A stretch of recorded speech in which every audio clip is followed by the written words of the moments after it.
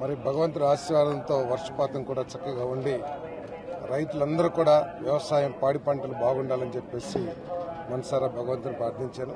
అదేవిధంగా ప్రీతం ముఖ్యమంత్రి చంద్రబాబు నాయుడు గారి ఆలోచనలు ఏదైతే ఉన్నాయో విజన్ 47 కానివ్వండి, స్వర్ణాంధ్ర కానివ్వండి, లేదా రాష్ట్రంలో ఆయన రాష్ట్ర అభివృద్ధి కోసం, రాష్ట్రంలో యువత కోసం ఏదైతే ఆయన కష్టపడతా ఉన్నాడో వాటన్నిటికి కూడా మంచి ఫలితాలు ఇవ్వాలని చెప్పేసి భగవంతుని కోరుకున్నాను.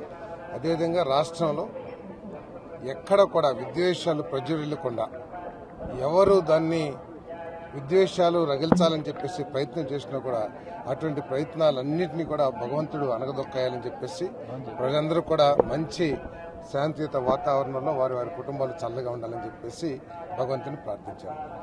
తిరుమలలో ఏదో జరిగిపోతుందని భూమన కరుణాకర్ రెడ్డి అసత్య ప్రచారాలు చేస్తున్నారని టీటీడీ బోర్డు సభ్యుడు భానుప్రకాష్ రెడ్డి అన్నారు. భక్తుల భద్రత కోసమే మఠాలకు నోటీసులు ఇచ్చినట్లు చెప్పారు.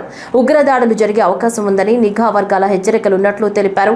3 అంచెల భద్రతలో భాగంగా ఆలయం భక్తులకు టీటీడీ భద్రత కల్పిస్తోందన్నారు.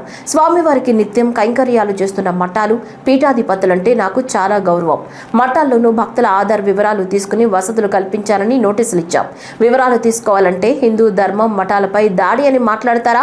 తిరుమలను రాజకీయ పునరావాస కేంద్రంగా మార్చింది వైకాపా అని భానుప్రకాష్ రెడ్డి విమర్శించారు. తిరుమల ఆలయం ఇప్పటికే తీవ్రవాదుల నుంచి ప్రమాదం ఉందని చెప్పి కేంద్ర ఇంటెలిజెన్స్ వర్గాలు పలుమార్లు తెలియజేయడం జరిగింది.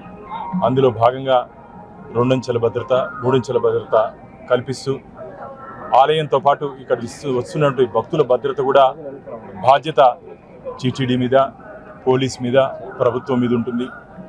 అలాంటి సందర్భంలో స్వామివారిని టీటీడీ వ్యవస్థ లేక మునుపు నుంచి శ్రీవారి కైంకర్యాలన్నీ చూస్తున్నటువంటి మఠాలు తిరుమలలో దాదాపు 34 మఠాలు ఉన్నాయి.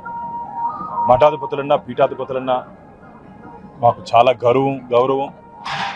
కానీ నిన్న భూమన కరుణాకర్ రెడ్డి గారు, మాజీ టీటీడీ చైర్మన్, పొంతన లేని మాటలు మాట్లాడుతూ, అబద్ధాలు చెబుతూ, మేము మఠంలో వస్తున్నటువంటి భక్తులకి ఏ విధంగా టీటీడీ గెస్ట్ హౌస్లో, టీటీడీ అలాట్మెంట్లో మనం ఆధార్ కార్డులు తీసుకుంటామో భద్రతా దృష్ట్యా ఆ విధంగా మఠంలో వస్తున్నటువంటి భక్తులకు కూడా ఆధార్ కార్డులు తీసుకొని వారి వివరాలు తీసుకోవాలని చెప్పి, అలాగే సీసీ కెమెరా మఠం ముందు ఎవరు వస్తున్నారో ఎవరు వెళ్తున్నారో సీసీ కెమెరా ఒకటి ఇన్స్టాల్ చేసుకుంటే మంచిదని, అలాగే 2-3 మార్గాలు కాకుండా ఏదో ఒక దారిలోనే వచ్చి వెళ్ళేది వ్యవస్థ చేసుకుంటే బాగుంటుందని చెప్పి నిన్న వారికి మఠంలో ఉన్నటువంటి నిర్వాహకులకి మేము ఒక సూచన ఇవ్వడం జరిగింది. ఇది సూచన, నోటీసు. దాన్ని ఈయనేదో హిందూ మతం మీద దాడి, మఠాల మీద దాడి అని చెప్పి వారు మాట్లాడడాన్ని నేను తీవ్రంగా ఖండిస్తున్నాను. మీరున్నప్పుడు 2019 నుంచి 2024 వరకు తిరుమలని ధార్మిక క్షేత్రాన్ని ధనార్జన క్షేత్రంగా చేసింది మీరు, ధార్మిక క్షేత్రాన్ని రాజకీయ పునరావాస కేంద్రంగా చేసింది మీరే ఈరోజు మఠాల గురించి, హిందూ ధర్మం గురించి మాట్లాడేది. మీరు మాట్లాడుతుంటే దెయ్యాలు వేదాలు వల్లించినట్టుంది. ఇది తిరుమల రాజకీయాలు ప్రస్తావించకూడదు కాబట్టి నేను వారిని కరుణాకర్ రెడ్డి గారికి చెప్తున్నా, ఏదో ఒక అంశంలో వారు ఏమీ లేకపోయినప్పటికీ ఏదో ఇక్కడ జరిగిపోతుందని చెప్పి ఒక అబద్ధపు ప్రచారాన్ని తీసుకుని వస్తున్నారు. అసలు ఆలయానికే భద్రత ఉంది కరుణాకర్ రెడ్డి గారు. మీరు ఒకసారి చూడండి, ఆలయం పైన ఒకసారి చూడండి, మొత్తం లోపల గాని పైన గాని ముందర గాని మహద్వారం దగ్గర గాని ఆలయానికి భద్రత ఇస్తున్నాం. ఈ నెల 19, 20 తేదీలలో తణుకులో జరగనున్న సిపిఐ 27వ జిల్లా మహాసభలు విజయవంతం చేయాలని సిపిఐ పశ్చిమ గోదావరి జిల్లా కార్యదర్శి కోనాల భీమారావు పిలుపునిచ్చారు. సోమవారం తణుకు వంక సత్యనారాయణ సురాజ్య భవన్లో పార్టీ మహాసభల ప్రజా ప్రదర్శన, బహిరంగ సభల కరపత్రాలను సోమవారం ఆవిష్కరించారు. ఈ సందర్భంగా భీమారావు మాట్లాడుతూ, మహాసభలు సందర్భంగా ఈ నెల 19న తణుకు పట్టణంలో జరగనున్న ప్రజా ప్రదర్శన బహిరంగ సభలకు సిపిఐ ప్రజా సంఘాల శ్రేణులు అధిక సంఖ్యలో హాజరై విజయవంతం చేయాలని కోరారు. కేంద్ర రాష్ట్ర ప్రభుత్వాలు అనుసరిస్తున్న ప్రజా వ్యతిరేక విధానాలు, ఎన్నికల్లో ఇచ్చిన హామీలు అమలుపై, ముఖ్యంగా గ్రామాల్లో 3 సెంట్లు, పట్టణాల్లో 2 సెంట్లు ఇళ్ల స్థలాలిచ్చి పేదల సొంతింటి కల నెరవేరుస్తామన్న కూటమి ప్రభుత్వ హామీ సూపర్ 6 హామీల అమలుకు కేంద్రంలో మోడీ ప్రభుత్వం అనుసరిస్తున్న రాజ్యాంగ వ్యతిరేక చర్యలు, కార్మిక, రైతాంగ, ప్రజా వ్యతిరేక విధానాలపై మహాసభల్లో చర్చించి పోరాట కార్యాచరణ రూపొందించడం జరుగుతుందన్నారు. మహాసభలు విజయవంతానికి అందరూ సహకరించాలని భీమారావు కోరారు. చాలా ఉత్సాహపూర్తిగా జరుగుతూ ఉంది. శుభం ఏంటంటే వర్షం పడతా ఉంది, మన మహాసభ జరుగుతూ ఉంది. ఇది శుభ్రతగా మనం బాధపడకపోతే ఇది సూర్యాపేట అనేది ఒక సెంటర్, 7 సెంటర్లు అంతర్జాతీయ స్థాయిలో ప్రముఖమైనటువంటి మన ఇస్రో ఏరియా ఉంది, పక్కనే శ్రీ సిటీ ఉంది.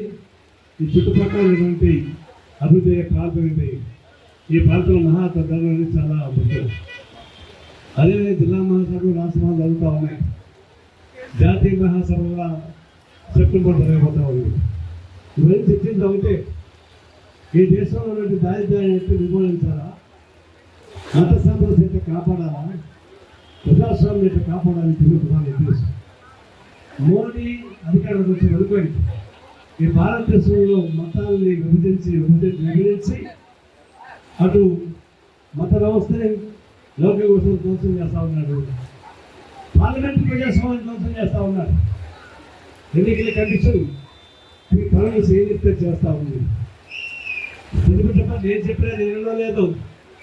ఒకే విధంగా ప్రైమ్ మినిస్టర్ ఆఫీస్కి బానిసలాగా పనిచేస్తున్నటువంటి ఎన్నికల కమిషన్ ఈరోజు దాపించింది.